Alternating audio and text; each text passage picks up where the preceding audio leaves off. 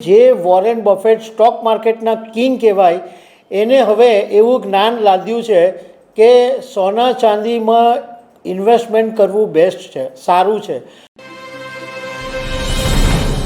દુનિયાભરમાં જાણીતા investor Warren buffet કે જેની પાસે લોકો સલાહ લેવાનું વિચારે, સલાહ લેવાનું પસંદ કરે અને જે વોરેન બફેટ સ્ટોક માર્કેટના કિંગ કહેવાય એને હવે એવું જ્ઞાન લાદ્યું છે કે સોના ચાંદીમાં ઇન્વેસ્ટમેન્ટ કરવું બેસ્ટ છે, સારું છે। અત્યાર સુધી આ જ વોરેન બફેટ સોના ચાંદીના ઇન્વેસ્ટમેન્ટને બેકાર ઇન્વેસ્ટમેન્ટ કહેતા હતા અને નોન પરફોર્મિંગ ઇન્વેસ્ટમેન્ટ આવી બધી વાતો કરતા હતા। એ માણસને હવે અચાનક એવું લાગવા માંડ્યું કે સોના ચાંદીમાં ઇન્વેસ્ટમેન્ટ કરવું જોઈએ શેર બજારની જગ્યાએ। તો વોરેન બફેટ તો હમણાં કહે છે, પરંતુ આપણી જે હિન્દુ સંસ્કૃતિ છે એમાં ભારતના લોકો તો વર્ષોથી સોના ચાંદીના ઇન્વેસ્ટમેન્ટને શ્રેષ્ઠ જ માને છે। તો આના વિશે હું તમારી સાથે વાત કરીશ। મારું નામ રાજેશ શાહ છે અને તમે જોઈ રહ્યા છો ગુજરાતના સૌથી મોટા ડિજિટલ ન્યૂઝ પ્લેટફોર્મ ખબરછે.com। અમેરિકાના રાષ્ટ્રપતિ ડોનાલ્ડ ટ્રમ્પના ટેરિફ વોરને કારણે દુનિયાભરમાં ટ્રેડ વોરની સ્થિતિ બનેલી છે અને આખી દુનિયાભરના જે શેર બજારો છે એ કેટલાક સમયથી ડામાડોળ થઈ ગયા છે। ભારે ઉથલપાથલ દુનિયાભરના શેર બજારોની અંદર જોવા મળી રહી છે। આ બધા વચ્ચે દુનિયાના દિગ્ગજ ઇન્વેસ્ટર વોરેન બફેટે પોતાનો રૂપ બદલ્યો છે અને અત્યાર સુધી જે વોરેન બફેટ સોના ચાંદીને બેકાર ઇન્વેસ્ટમેન્ટ કહેતા હતા એમણે પોતે હવે સોના ચાંદીમાં ઇન્વેસ્ટમેન્ટ કરવાને સમર્થન કર્યું છે અને એમની કંપની બર્કશાયર હવે સોના ચાંદીમાં ઇન્વેસ્ટમેન્ટ કરવા માટે નજર રાખી રહી છે। મતલબમાં વોરેન બફેટ બિલકુલ માનતા નહીં હતા, એવું જ કહેતા હતા કે ઇન્વેસ્ટમેન્ટ માત્ર શેર બજારમાં જ કરાય, પરંતુ હવે એમની પોતાની કંપની અને વોરેન બફેટ પોતે હવે સોના ચાંદીના ઇન્વેસ્ટમેન્ટને સમર્થન કરી રહ્યા છે। હવે જ્યારે વોરેન બફેટે પોતે સમર્થન આપવાની વાત કરી તો રિચ ડેડ પુઅર ડેડના લેખક રોબર્ટ કિયોસાકીએ પણ એક પોસ્ટ કરી અને એની અંદર એવું લખ્યું કે શેર બોન્ડ બધું જ ક્રેશ થવાનું છે, એકમાત્ર સોના ચાંદી તમારો સહારો રહેશે।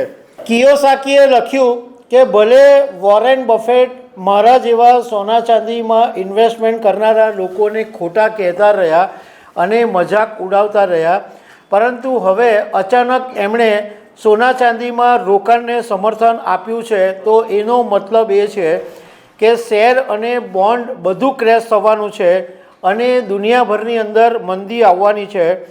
કિયોસાકીએ કીધું કે તમે મોડું થાય એ પહેલાં સોના ચાંદીની અંદર ખરીદી કરવા માંડો, પછી ભાવ ઉછળી જશે પછી કહેતા નહીં કે અમને ખબર નહીં હતી। એટલે અત્યારે પણ સમય છે, અત્યારે પણ જો તમે સોના ચાંદીમાં ઇન્વેસ્ટમેન્ટ કરવા માંગતા હોય તો ઇન્વેસ્ટમેન્ટ કરો।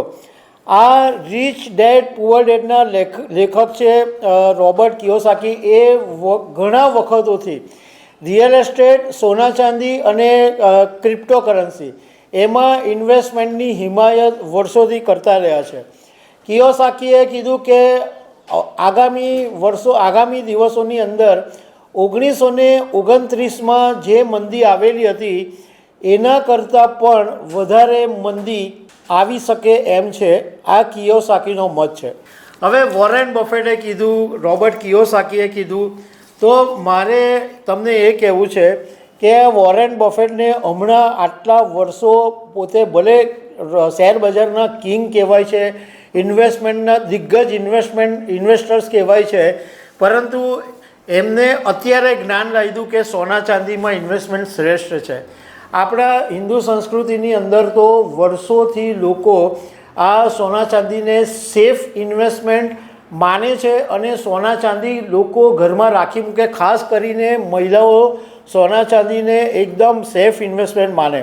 સુરતની અંદર ઘણા બધા સમાજો એવા છે, ખાસ કરીને ખત્રી સમાજ, કણબી સમાજ, એ લોકોની અંદર એવી સિસ્ટમ છે આજની તારીખે પણ કે એમના ઘરે દીકરીનો જન્મ થાય એના જન્મના પહેલા દિવસથી દર મહિને 1-2 ગ્રામ પોતાની કેપેસિટી મુજબ સોનું ખરીદીને રાખી મૂકે અને દીકરીના લગ્ન થાય ત્યાં સુધી દર મહિને સોનું ખરીદવાની પ્રથા સુરતમાં છે.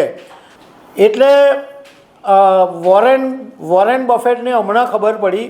હવે બીજો અમે એક આંકડો બી કાઢ્યો કે આખરે ભારતની અંદર કેટલા લોકોની પાસે સોનું છે.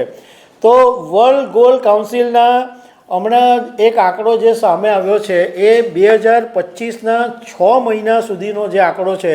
એટલે અત્યાર સુધીમાં ભારતના લોકોની પાસે 25,000 ટન જેટલું સોનું છે અને એની જે વેલ્યુ છે એ 200 લાખ કરોડ રૂપિયા થાય છે. અને આ જે ભારતના લોકોની પાસે 25,000 ટન સોનું છે એ દુનિયાના કુલ સોનાનો 11મો હિસ્સો છે. આ જે 25,000 ટન લોકોની પાસે જે સોનું છે એમાં આરબીઆઈનું 880 ટન જે સોનું છે એ પાછું અલગ છે, એ આની અંદર મિક્સ નથી. એટલે જે જનરલ પબ્લિક છે એની પાસે જ 25,000 ટન સોનું છે.